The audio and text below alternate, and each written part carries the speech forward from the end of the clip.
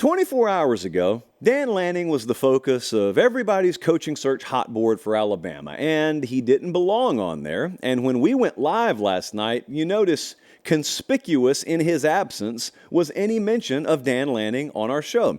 There was a reason for that, and since then you have found out. So the past 24 hours were kind of wild for Lanning, but they really shouldn't have been.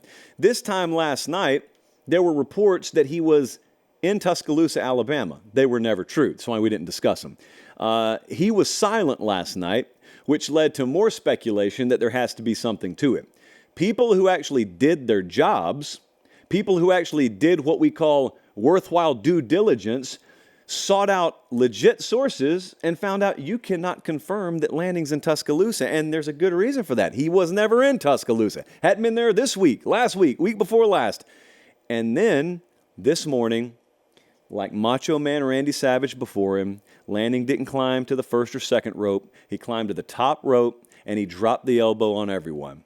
And he released a video for the ages, and it was a video of him meeting with his team, and then it was a video of him talking about commitment and talking about how bought in he is to Oregon, and there was the text on the screen, just iconic moment that said, if you're scared of your head coach leaving, come play for us. If you're scared of that, come to a place where you don't need to be scared of it. Basically, I'm not going anywhere. He had his Leo Wolf of Wall Street moment. I'm not going anywhere. And then a lot of people were made fools of who claimed he was in Tuscaloosa last night. So if you're scared your coach is leaving, then come play for us. There's the message there. I think this is the most important period in the history of Oregon football, because what's happening here is you're climbing to a rung you've never climbed to as a program before. Never in the history of Oregon football has a guy with premier options chosen Oregon. Never in the history of this sport has a guy with premier options, I'm talking about the best of the best in the history of this game as an option, said, I'm choosing Oregon. And especially, I'm staying at Oregon. You guys have seen him walk out the door before. Who knows, maybe that led you to the moment you've always been waiting on. You just didn't know it at the time. I remember a few years ago, remember when Mario was up there.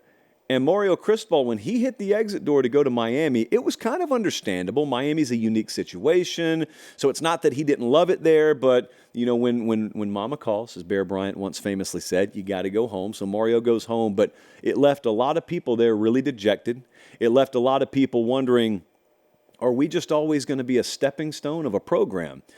And I think that was the moment that precipitated a lot of very necessary evolution within that program, that athletic department, and they got really serious about that never happening again. And what they did in the short term was they went and hired Dan Lanning, who was a coordinator, never been a head coach a day in his life, and so in the short term, everyone wondered, is he the right hire?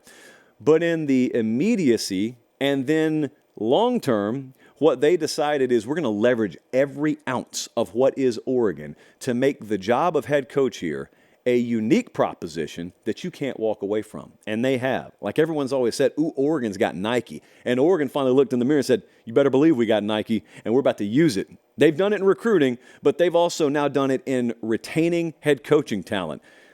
Lanning's an assassin, okay? Lanning's one of the most intense individuals in all of college football. And when he was quiet last night, a lot of people took that to mean there's no way this guy's going to be quiet about all these rumors. No, what they are is strategic at Oregon.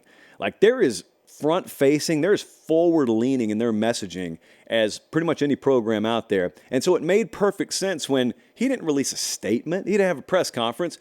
They had their graphics team, they had their media team put out the message for him. He just retweets it. He just puts out the video. Brilliantly done. He turned rumors into a recruiting pitch.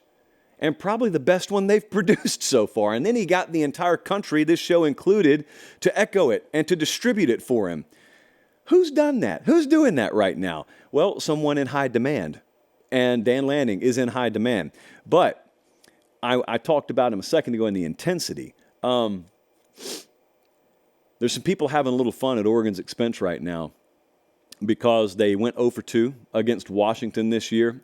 Hadn't won that big conference championship, hadn't gone to the playoff yet like he's been there a decade or something. That dude's been there 24 months, a little over 24 months. I am telling you pretty confidently, I'm telling you that that stuff, when it's thrown out there, I'm sure that that would dissuade a lot of people. Like if they failed a couple of times on a high-profile stage and then people threw shots at them and made fun at them, yeah, that would impact a lot of people. You are shooting a BB gun at a freight train if you guys think that's going to impact Oregon and the trajectory of that program at all. All they did was put the gas even further down on the floorboard. All they did was go take two of the best quarterbacks in the country out of the portal. I mean, UCLA's starting quarterback and Oklahoma's starting quarterback both said, you want to go up there? Yeah, you want to go? We'll both go up there. Only one of us can play at the time. We'll both go up there. Locking down another elite recruiting class, building line of scrimmage talent on the West Coast like I've never seen anyone do before since early 2000s Pete Carroll USC teams. That's how far you have to go back. And so it's going to happen there. I will give you as much word as I can over something I have no control of. It's going to happen there. So it's a win for Oregon. Oh, it's a win for the Big Ten, too. Make no mistake. This is a premier program coming into the Big Ten that was about to have its head coach, presumably, snatched by a premier SEC program. And then it didn't happen. But it's a win for college football as well. Dan Lanning staying at Oregon. Big win for the university, big win for the Big Ten. It's a huge win for college football. Someone gave him a chance. He wasn't a head coach already established. He was a coordinator who'd never been a head coach a day in his life. And the University of Oregon said, you're our guy. We want you to come lead this program. And then they gave him everything he's asked for, and they kept investing in him over and over, and they committed to him, and he committed to them, found happiness up there. And you know what he did? He did something totally crazy. He decided not to be a mercenary, and he decided, if I'm at a place where all my boxes are checked, I'm at the best job in the country. And that can mean different things for different people. It could be that if I was the head coach at Oregon, I would have taken the A&M job or taken the Alabama job. But maybe I have different priorities. Maybe different things matter to me. But the point is, this sport's history is littered on every side of the road with guys who tried to get happier than happy and guys who tried to elevate above the top rung on the ladder. Hear me again. If every one of your boxes is checked, you've got the best job in college football. It doesn't matter that anyone else ranks another job higher. They're not you. You're not them. And so that message, I hope, resonates with a lot of folks. I sat in the office of a head coach about a month ago who was up for other jobs. And he is not at a job that you would currently call top 20 in college football. But he looked at me and said, I've got a couple of offers in front of me right now. I could go there. I could make a little bit more money. I would be in a more primed position from a conference affiliation standpoint. But he said, why would I do that? I'm happy right now. True enough, there may be a day that comes where a job that's 5 rungs up the ladder opens up, and I will take it, and I won't lie and tell you otherwise. But what I'm not going to do is try and take incremental steps forward. That includes moving my entire family in the process for $800,000 more a year. It doesn't make sense. I mean, at some point, you're preaching things to kids in recruiting that you yourself are not practicing.